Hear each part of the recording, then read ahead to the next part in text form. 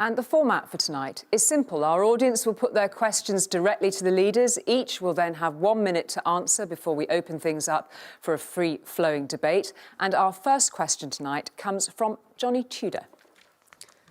As a 17-year-old student of politics, I would like to ask, how do each of the party leaders believe they'll be able to keep their promises of eliminating the deficit without raising certain taxes or making vast cuts to vital public services? Jonny, thank you very much indeed. Nick Clegg. Jonny, I think it's all about balance, isn't it? That's why I don't think that you should be faced, Jonny, with the stark choice of either cutting too much. George Osborne and David Cameron's plan is for £50 billion of cuts, way beyond what's needed, or borrowing too much, which is Ed Balls and Ed Miliband's plan. They want to borrow £70 billion more than is necessary. I think that's a dismal choice, cutting too much or borrowing too much. It's a balance, and it does mean, yes, you need to reduce spending, but you also need to make those with the broadest shoulders, the wealthiest, to pay a bit more through the tax system to balance the books. That's the way you can balance the books, do it fairly, also then, of course, put money into public services, perhaps most especially the NHS, which does need more money because of the fact we've got an ageing population. So the Liberal Democrat plan is a very simple one. We'll cut less than the Conservatives and we'll borrow less than Labour. Thank you very much indeed. David Cameron. Well, first of all, what I'd say is that we've got a plan which is working. We've taken 3 million of the lowest paid people out of tax, and we've got almost 2 million people back into work. But I think what's absolutely crucial here is recognising that what our plan involves is balance. We're going to go on investing in the NHS every year, as we have done under this government, under the last Parliament. We'll go on doing that in the next Parliament. We're going to find savings of £1 out of every £100 that the government spends. And we need to do that for 2 more years, just as we've done for the last 5 years. But the alternative to that plan is actually putting up taxes. And I don't want to do that. I think that if we go back to the tax, the waste, the spending and the debt, all the things that got us into a mess in the first place, we wouldn't help working people, we'd hurt working people. That's what Labour did last time, and we mustn't let it happen again. David Cameron, thank you. Leanne Wood. Under our plans, the deficit will be cut from 90 billion to 30 billion by 2020. We see no reason to put arbitrary deadlines on cutting the deficit. The austerity experiment has failed. We were told that the deficit would be eliminated within this Parliament, yet debt has gone up. We faced all of these cuts, so much pain for so little gain. The banks have had a bailout. It's time now for the people to have a bailout. And it's time for us to invest in public services and job creation and to see an end to austerity and cuts. Leanne Wood, thank you. Nigel Farage. Well, the question's right. How can anybody believe these promises on cutting the deficit? Because this coalition was put together to reduce the annual deficit to zero. That's why these two guys got together. It is still running at 90 billion sterling every year. More remarkably, and what no one talks about, is the national debt, which has been going on for hundreds of years. And in this 5 years, the national debt has doubled from 850 billion to 1.5 trillion. We need to make cuts, and there are some places we can start. We could easily cut £10 billion a year from the foreign aid budget.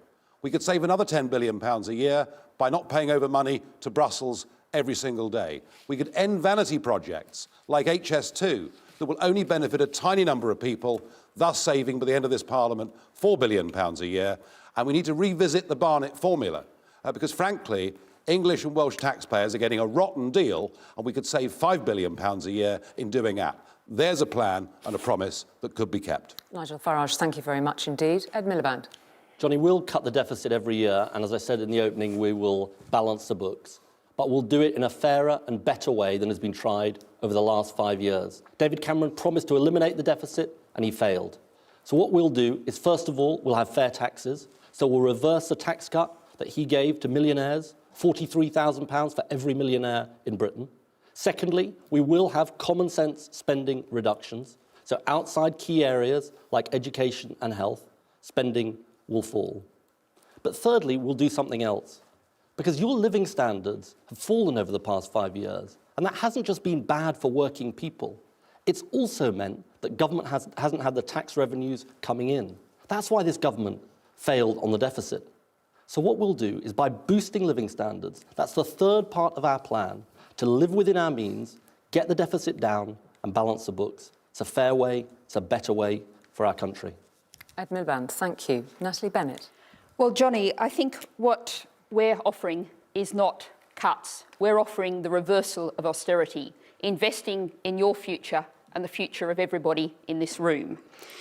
And what we've been doing in looking at the deficit is looking at this the wrong way round. We've been slashing away at essential public services. And let's really think about what austerity actually means. Probably somewhere near you, there's a children's centre or a library that's closed.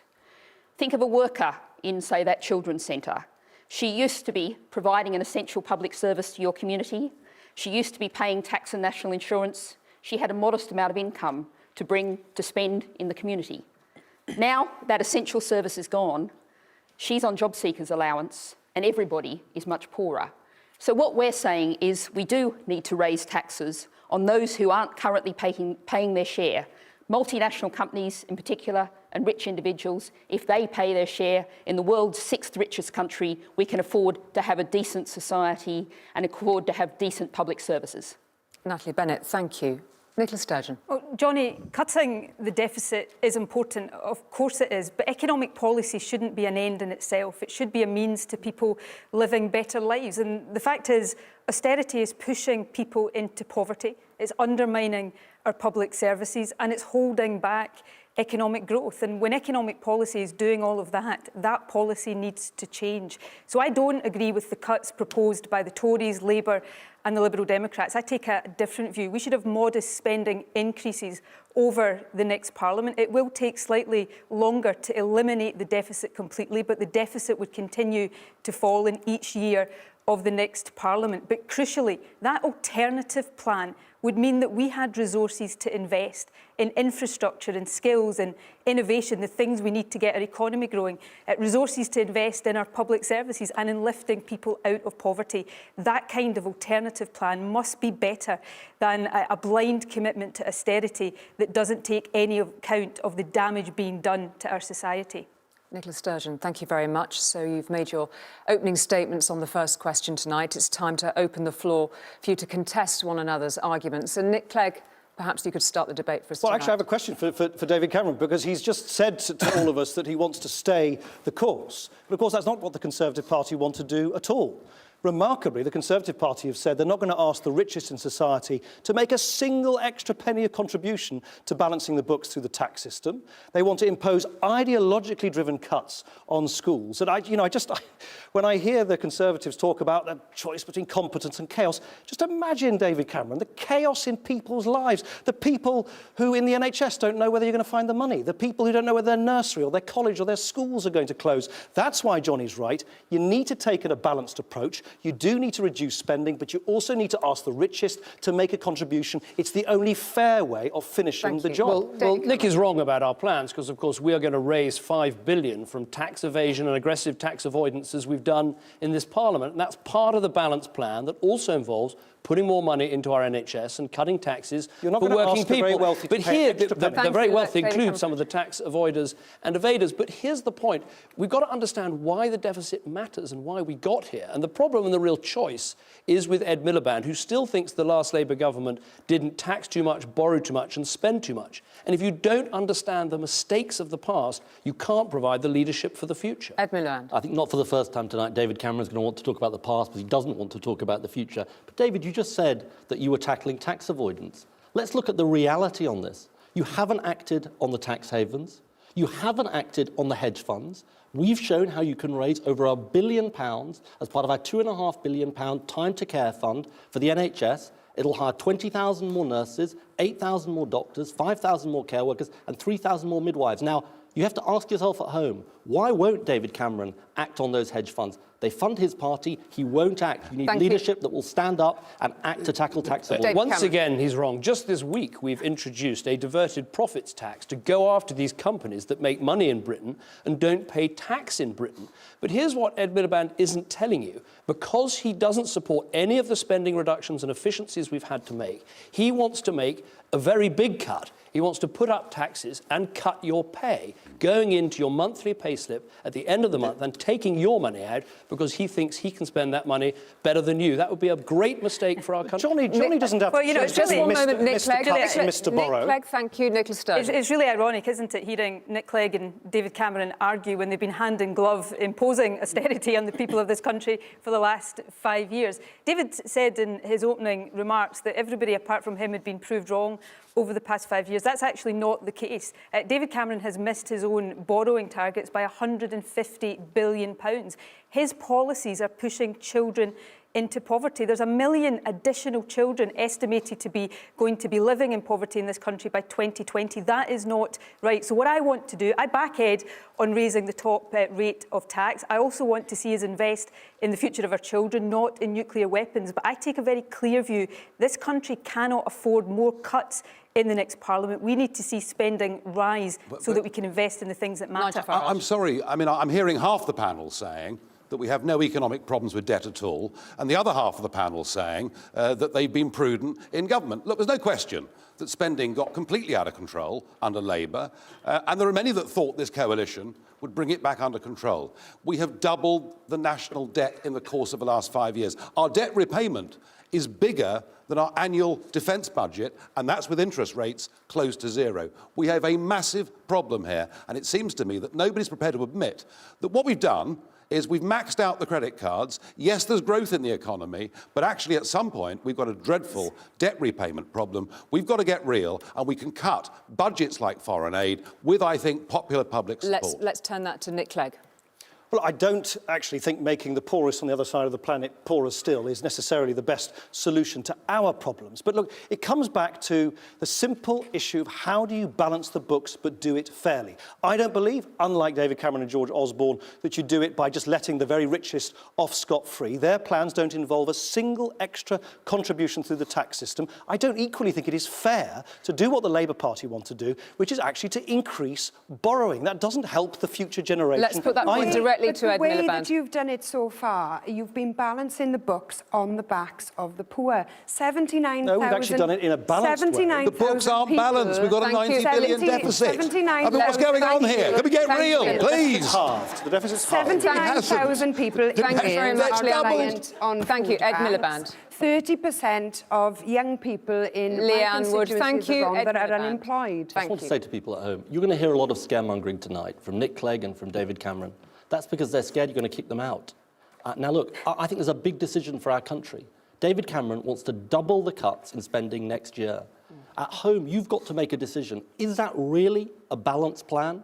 I think that would put at risk the NHS, which has gone backwards under David Cameron. I think it's much better to have a fair plan which says those with the broadest shoulders should bear the greatest burden, and we will make reductions in spending in order to balance the books. Thank you. Natalie Bennett. There's been two issues covered here. One is the issue of the debt. And it's worth saying that over the past 100 years, about half of it, Britain ran a higher debt to GDP ratio, and no one worried about it very much.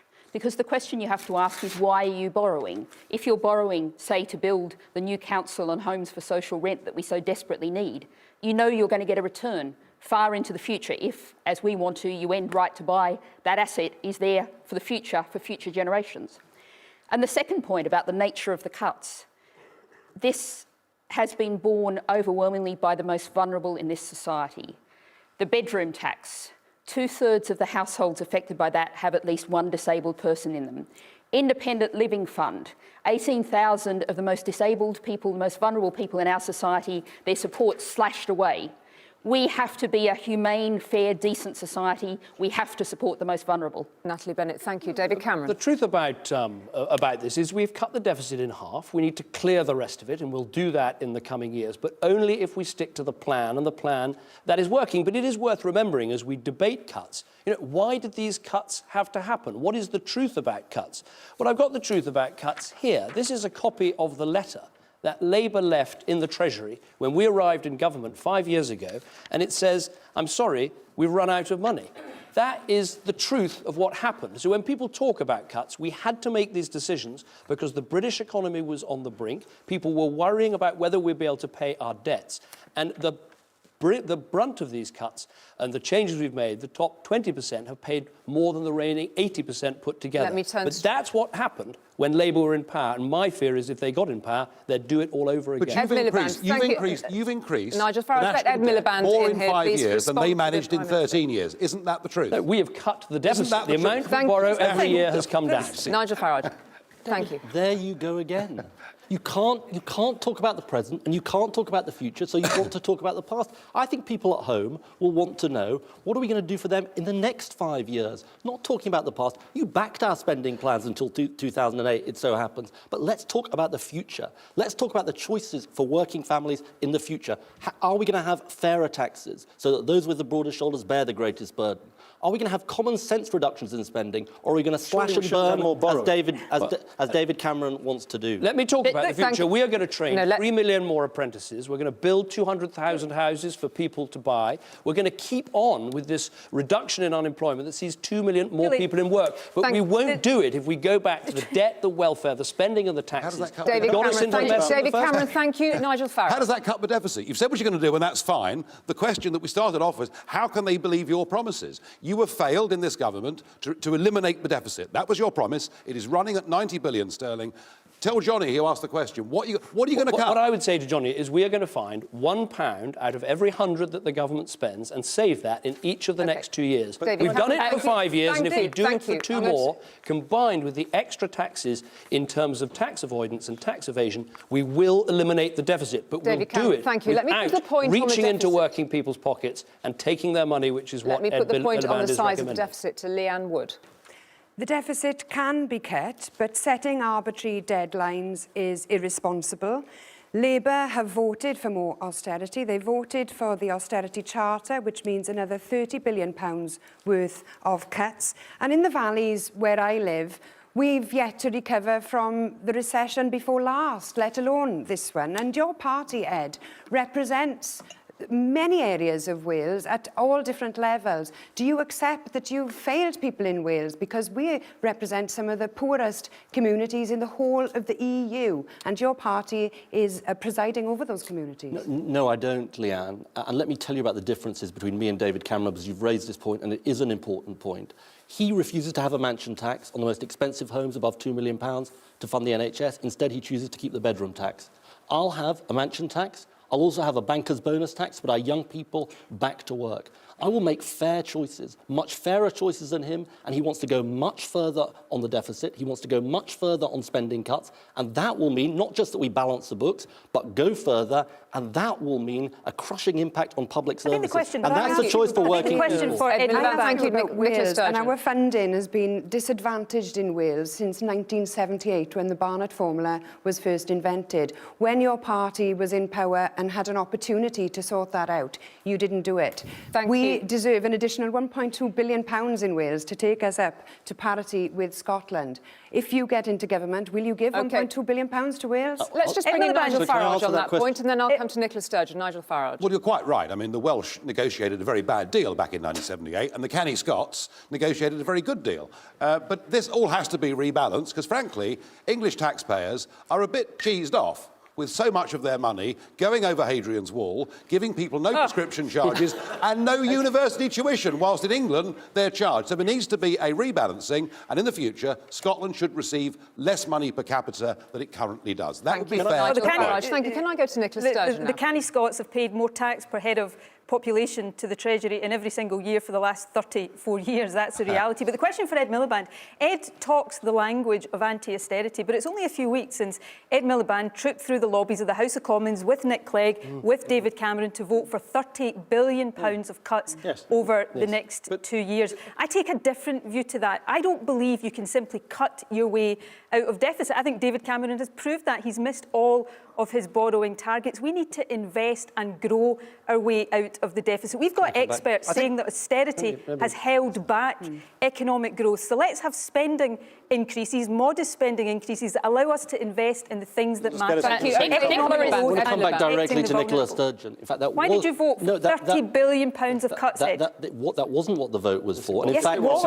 in fact, just 2 weeks ago, we had a vote against Tory austerity. Your SNP MPs didn't turn up. And let me just say to you, Thank you. Nicola. Julie, on Let me just say to you, Nicola. point, You've got the a plan. reason- You've got a plan to cut £6 billion in Scotland the with your only fiscal cuts- autonomy plans, and you need to explain what that will mean for the people of only Scotland. cuts on The the reality is that horizon are the cuts SNP that Ed cuts are Miliband just the is- same Nicola as Tory Sturgeon cuts. is absolutely right. On the point of the anti-austerity Sturgeon. motion that Ed Miliband Thank you, talks Nicola about. Sturgeon. May I Thank just- you. Nicola Natalie Bennett. Sturgeon is absolutely right. You have a choice in the two largest parties here between austerity heavy and austerity light. And I think we need to, we've been talking, David Cameron's been talking a lot about the jobs he's created. And let's think about the state of employment in Britain today. 1 in 5 workers, more than 20% of workers, is on less than a living wage. People have been forced into self-employment not by choice but because there's nothing else. 80% of people in self-employment are living in poverty. We've got 0 hours contracts. We're not creating an economy where people have jobs they can build a life on, and that's what jobs are supposed to be for. Austerity heavy or austerity light? Well, Nick just back Clegg? to Jonny. Look, of course you need to deal with debts and deficit. If you don't, you simply make Jonny's generation and our kids and our grandkids pick up the bill for this generation's mistakes. It's how do you do it? And you basically got the following option. You either borrow too much money, which is Labour's plan, or you cut too much, which is the Conservatives' plan. And look, when you cut, of course you do need to make savings, and no one should deny that. But it's very important why you do it. And the difference between David Cameron and myself is, I believe you need to make the necessary cuts because you have to. George Osborne and David Cameron make much further cuts than is needed because they want to. And that's a huge difference. That is just simply wrong. What we've had is a balanced plan that's put more money into the NHS. Then don't depart from it. It's also put more burden on some of the richest people, through having a stamp duty on expensive properties. But what I'm hearing in this debate is that whereas I want to save 1 out of every £100 the government spends to not put up taxes, what I'm hearing is more debt and more taxes, more debt and more taxes, a lot more debt and more taxes, some more debt and more taxes, and definitely more debt and more taxes. Can I ask a direct question, throw that David in, Cameron? Prime Minister. You're proposing, David, Julie, you're can I come- proposing an additional £12 billion in welfare cuts. Where are those cuts going to fall? Who is going to pay the price We of those found cuts? in the last Parliament, Nicola, we found £21 billion of savings in welfare because everybody Anybody knows tax disability benefits? that welfare was Take away child overblown benefit? and needed to be properly dealt with. Now, what is the alternative to making reductions on welfare? It is putting up taxes and cutting people's But let's pay. explain. I don't want to see that happen. Let's and that explain is what that happened means. under the last Labour 1 government. million people on disability benefit across the UK are going to lose £1,100 of their benefit. That's not the kind of economic plan I want. I want an economic plan that gets the deficit down but protects the vulnerable. As I say, I think we should reprioritise government spending. We should put the British people first.